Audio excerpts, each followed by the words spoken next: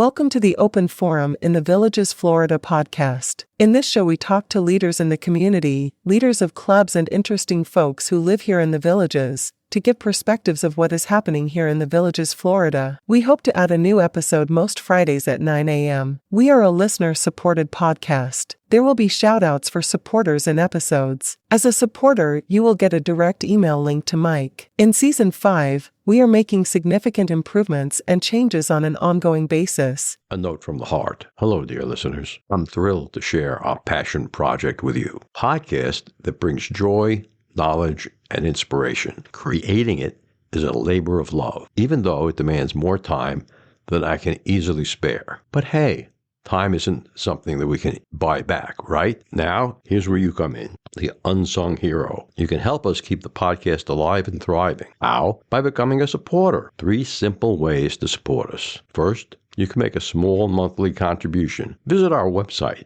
Open Forum in the Villages, Florida, and click on the supporter box. Even a humble $3 to $10 a month makes a difference. And guess what? You can cancel anytime, no strings attached, free and priceless. If your wallet is feeling a little light, no worries, you can still be a superhero. How? By rating our podcast. Give us those 5 shining stars or leave a review on your favorite podcast platform. Remember, every click, every review, every share, it all adds up. Help us reach more ears, touch more hearts, and keep the podcast humming along in 2024 and beyond. From the bottom of our podcasting hearts, thank you. Your support means the world to us. Stay curious, stay inspired, and keep those headphones on. If you have a book that you would like to turn into an audiobook, let us know via email to mike@rothvoice.com. Hope you enjoy today's show. This is Mike Roth on Open Forum in the Villages, Florida. I'm here today with Dr. Craig Curtis. Thanks for joining us, Craig. Thank you for having me, Mike. Good. Dr. Curtis, you've been on the show before, and you're a long-term supporter of the show. I want to ask you a couple of questions today about the Alzheimer's disease epidemic in America. Would I be right when I characterize it as an epidemic? You would be very close. Mm-hmm. Yeah, it seems to affect elderly people first. That's right. And one of the most important, aspects to the epidemic is that we currently have 60 million people in the United States over the age of 65. And in the next 30 years, we will have approximately 90 million people in the United States over the age of 65. So the incidence of Alzheimer's disease will indeed be rising. Mm-hmm. So there have been a couple of updates or advances in Alzheimer's research and treatment since we last spoke. First, could you tell our listeners a little bit about the blood test that's been announced for Alzheimer's? Sure. So in 2020, we had the world's first blood test cleared by the FDA to detect what we call plaques, which are made up of this protein called amyloid that builds up in the brain, which causes Alzheimer's disease. So that first blood test detected those plaques. Mm-hmm. But I would say it's accurate, but it's not accurate enough. And so scientists have been searching for better ways or better blood tests. And just in the last month, they published some data showing a new blood test that is possibly more accurate. And not only that, but it detects these problems prior to symptoms, it looks like, which will be very, very important for prevention. Mm-hmm. Mm-hmm. On the treatment side of Alzheimer's, the new drug that was approved by the FDA that you talked about the last time you were here, could you tell us where we are on that drug? Sure. So that drug is called Leqembi, and it was approved last July in 2023. Mm-hmm. And it was the world's first drug to show in over 18 months in approximately 2,000 people that it slowed the progression of Alzheimer's disease by approximately 25% over those 18 months. Mm-hmm. So can you translate 25% into time? Roughly 5 months gained in 18 months. Mm-hmm. So the theory is, and we don't know this is we're continuing to test, is that, well, if someone takes it for a longer period, does that mean they'll gain even more time? So those are answers still yet to be determined, although the data is pointing in that direction. Mm-hmm. So it could be something like insulin, where once someone is on it, they really can't get off it, and it does delay. No, we think that we're only going to need to treat patients for a limited amount of time to remove the amyloid, remove the plaque. Mm-hmm. Then they should start to slow the memory loss. So we feel like we need to get to that amyloid early and clear it out quickly, because the changes in cognition or the retaining of memory, there's a delay of approximately 1 year from when you clear out the plaque to when we start seeing actual slowing of the disease. Okay, so someone would be on the drug for about a year. Well, sometimes based on dosing, we might need to go a little longer. There are some newer medicines coming that looks like we might be able to clear out the plaque in as short as 6 months. And those are going to be expensive, not covered by insurance. Medicare has said they're going to start covering those medications. Really? Yes. Hopefully by the end of this year. The first thing they just announced a few months ago is they're going to start covering the cost of the PET scans. But the PET scans to detect amyloid are still very, very expensive. And I think Medicare is really hoping the blood test turns out to be what we think it can be. And we should know, matter of fact, there's a new blood test coming on the market in a few weeks that seems very, very accurate. Is there a name to that new blood test? There is a name. The company is called Alzpath, ALZPATH. So you'll be able to go into your local Quest Diagnostics for a blood test that they do once a year with your family physician and have that test added on? Well, there's a couple of really important points you just brought up. Number one, family physician. And number two, can you just walk into Quest and get it? So they did just run a study where they showed that if we don't move these blood tests into primary care, in a couple of years, it could take 4 years to get a diagnosis and get treatment. Wow. If we're leaving this only to the specialists. So therefore, it was a study done by the RAND Corporation. And they said that if we can get these blood tests into the hands of primary care physicians, then we can cut that wait by many years. And then the outcomes would be better if treatment starts earlier. Exactly. We absolutely know that starting treatment earlier is better. Okay. Let's talk for a few minutes about some of the things that people can do on their own to get better. I understand there have been some studies that talk about exercise and how that helps in brain health. That's right. Some really fascinating research recently. So there was an article published in the Journal of Alzheimer's Disease in January, so 1 month ago, January 2024. It was research done at UCLA and Washington University, where they looked at 10,000 people. They looked at the brain volume on MRI scans. So 10,000 is a significantly large sample. That is a very large sample. Exactly. Good research. So they looked at brain volume in those aged 18 to 97 and correlated that with how much exercise those people performed over the prior couple of weeks. And those with greater than 25 minutes a week of moderate exercise had larger brain volumes. So you don't need to go to the gym every day for an hour or even 3 days a week. You need to exercise at least 25 minutes per week. And it was moderate exercise. That's right. According to this study, the moderate exercisers did the best. And those are people that essentially are able to huff and puff while they work out. So get the heart rate up a little bit, get the breathing a little heavy, sort of like a brisk walk. You didn't need to go to the hop on your bike and ride as fast as you can. You didn't for 25 minutes every other day. That's right. And you didn't need to jump in the pool and swim laps as fast as you can. And you didn't need to go for a run. So if I jumped in the pool and swam laps for 10 minutes a day, 3 days a week, that would probably cover me. You would have a larger brain at the end of it. Yes. And larger brain means from a brain health perspective. It means a healthier brain. Just like if Arnold Schwarzenegger walked through this door and took you to the gym every day for the next 6 months and you lifted weights, your muscles would probably get a little bigger. Yeah. Well, if you exercise... I'd have a lot of aches and pains. Right. But you would have bigger muscles.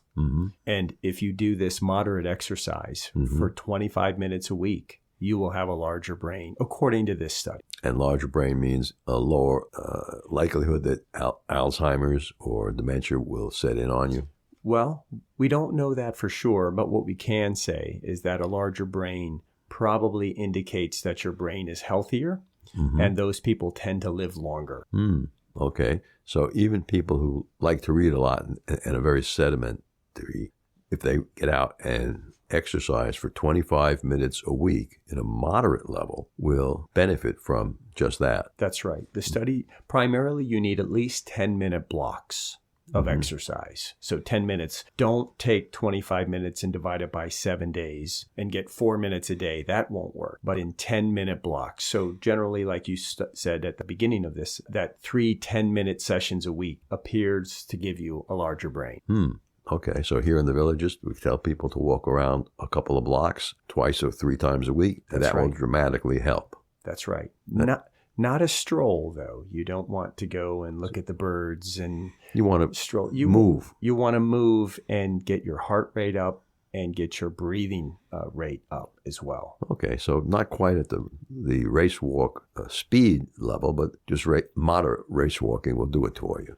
I say a brisk walk is what I like to say. Okay, good. The other thing that people might be able to do is modify their diet. Can you tell us what the latest research is on diet and Alzheimer's? Yes, so there's been a lot of talk about diet and Alzheimer's disease. There's a lot of data published that those that follow a Mediterranean type diet or a MIND diet, which I'll cover here in a minute, essentially have larger brain volumes, have slower rates of memory loss as they age, and might have more resistance to developing Alzheimer's disease and other forms of dementia. Okay, so many of us are familiar with a Mediterranean diet and what that means. The other term you used was a MIND diet. Right. So the Mediterranean diet traditionally is difficult to follow for Americans. It's based on whole grains, 2 or 3 servings a day, fresh fruits and vegetables, green leafy vegetables, multiple servings a day, beans, berries, nuts, legumes, obtaining protein from fish and eggs and chicken, and only having red meat once a month and very little sweets. Right. Once a month. Exactly. So that's a traditional. I feel like I'm in trouble now.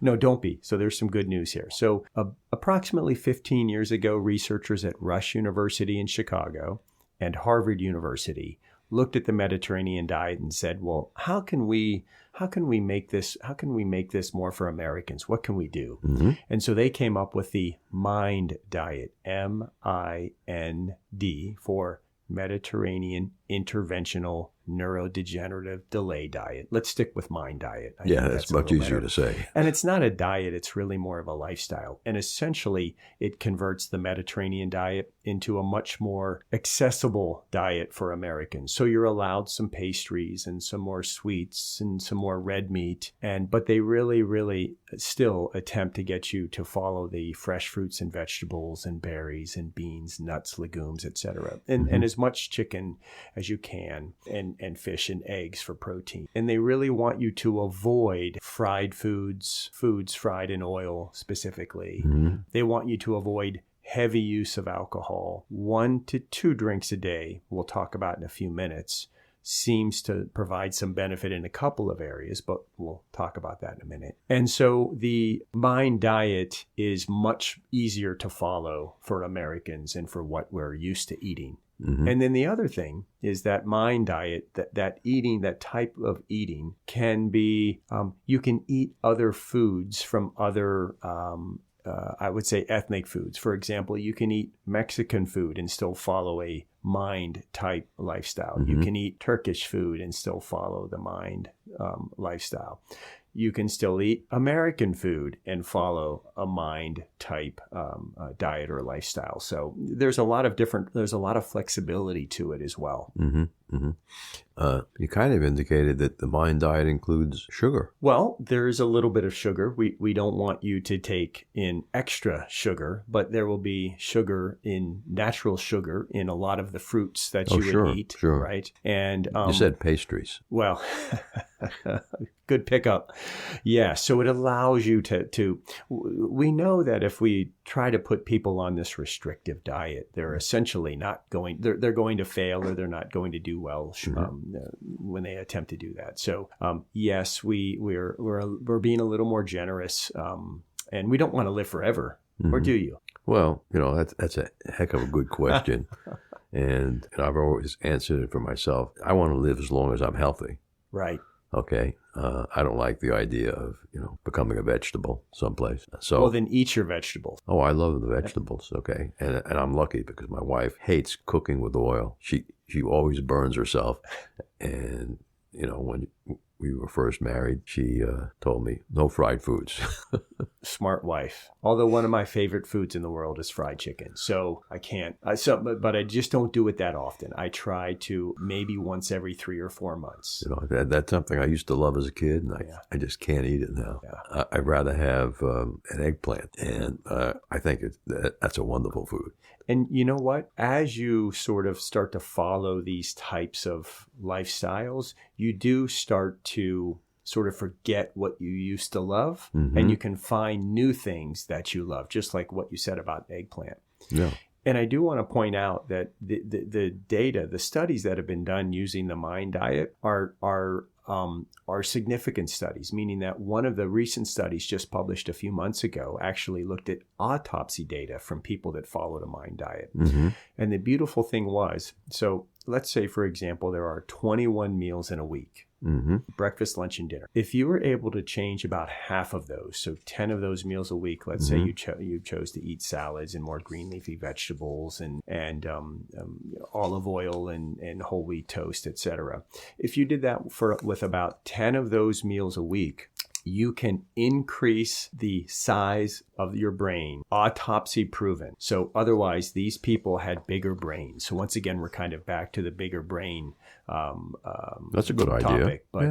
But this was autopsy proven, I believe, in approximately 500 autopsies. So you don't need to follow it with 21 meals a week, like religiously every day. This was people that just followed the diet to what we call moderate adherence, approximately half the meals a week. Has there any research been done about fasting diets where they say don't eat anything for 16 hours? Yeah, so that's been really popularized over the last couple of years. So a lot of the data comes from animals, not from humans at this point.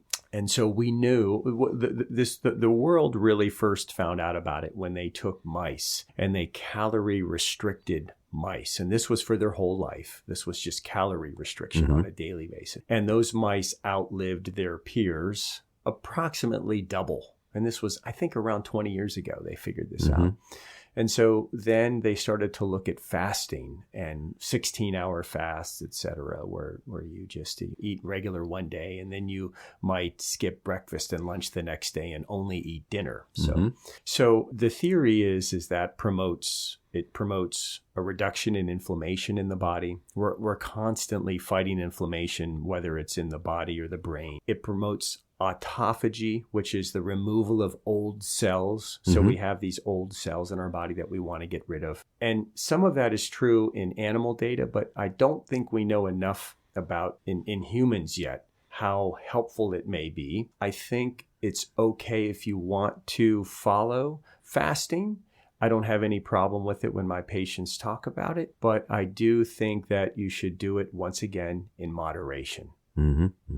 I heard it helped in lowering your resistance to insulin, because every time you eat something, your body produces insulin. And if you don't eat and fast, that insulin is not produced, so that it helps you in prevention of diabetes. That is true so far in animal studies. And in humans, we think it's true because people that fast do tend to have a lower weight. So therefore, overall, they're putting their less stress on their body as far as insulin and diabetes. So in the time we have left, Dr. Curtis, can you tell our listeners a little bit about what you do over at K2 Research? We're clinical researchers, which means we study Alzheimer's disease and prevention of Alzheimer's disease. Matter of fact, one of the big studies we're involved in right now is one of the country's largest prevention studies. So this is a study partially funded by the NIH, the U.S. government, and it's being coordinated through at Harvard University and University of Southern California. They're the coordinating centers. And there are approximately 80 research sites around the country. And what we're looking for are people over the age of 60 that would like to have a PET scan to see if they're developing amyloid.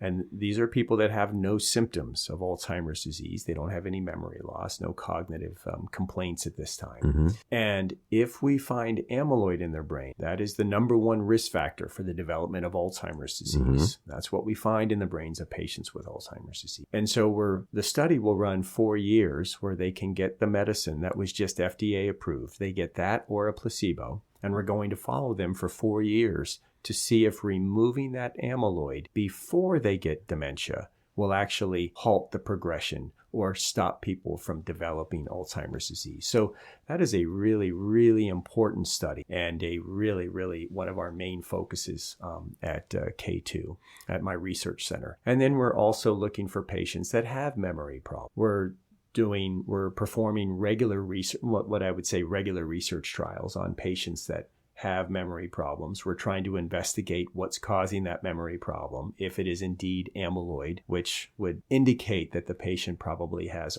early Alzheimer's disease. And we're trying different medications to try to remove that amyloid and slow the progression of Alzheimer's disease. And once again, we've already had one home run in the field, and we're looking at newer, more advanced medications that we think might be much better. So, Dr. Curtis, what do you think the future looks like, Alzheimer's treatment here in America? I think the future looks very good. I think that these blood tests are going to make a significant difference in our ability to detect someone who's developing Alzheimer's disease before symptoms. And let me take a step back and just cover that for a second. So we know that a person who develops memory loss due to Alzheimer's disease, we know that that disease actually started approximately 2 decades or 20 years prior. We know that amyloid starts building up for approximately 20 years, 15 to 20 years, which then initiates other brain cells to die off, essentially, which leads to Alzheimer's disease. So we're trying to remove that amyloid prior to that so we can prevent Alzheimer's disease. And we're also attempting to, once somebody already has the cognitive changes or memory symptoms, we're trying to figure out if reducing that amyloid really slows the disease. So we now have, of course, the world's first medicine on the market that is slowing Alzheimer's disease by removing amyloid from the brain. And we're looking at newer, more advanced forms of those medications that remove the amyloid much more quickly in a matter of months. So that's very exciting. So if one of our listeners want to go to one of your seminars that you put on regularly, how do they make a reservation to do that? The easiest way is to go to our website, which is www.craigcurtismd.com, or call our office at 352-500-5252. Thanks, Dr. Curtis. Thank you, Mike. Remember, our next episode will be released next Friday at 9 a.m. Should you want to become a major supporter of the show or have questions, please contact us at mike@rothvoice.com. This is a shout out for supporters Tweet Coleman, Ed Williams, and major supporter Dr. Craig Curtis at K2 in the Villages. We will be hearing more from Dr. Curtis with short Alzheimer's tips each week. If you know someone who should be on the show, contact us at mike@rothvoice.com. We thank everyone for listening to the show. The content of the show is copyrighted by Roth Voice 2024, all rights reserved.